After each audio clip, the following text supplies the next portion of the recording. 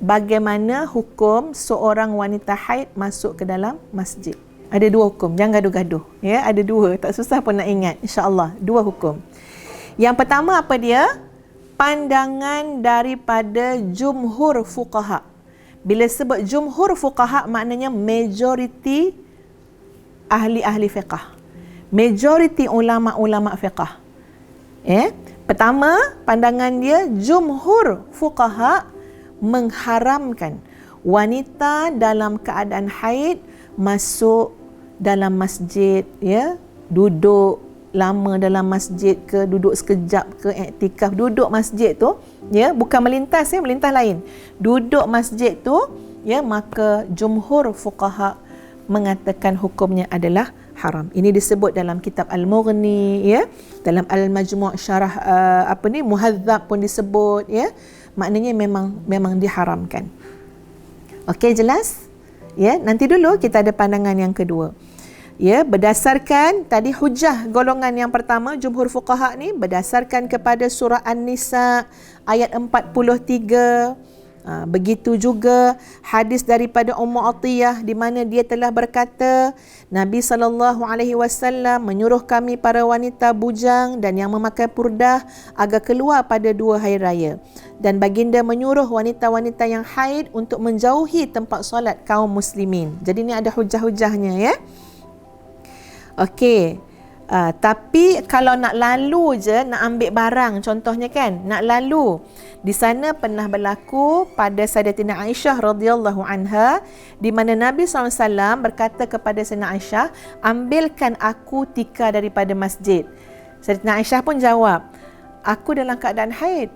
Nabi pun jawab balik, haid kamu bukan kat tangan.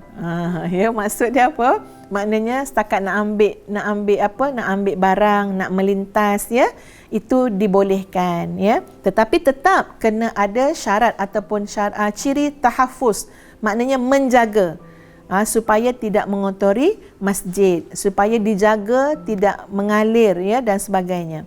Jadi nampak tak pandangan pertama apa dia, sahabat-sahabatku? Jumhur fuqaha mengatakan haram seorang wanita tu masuk dalam masjid. Pandangan yang kedua.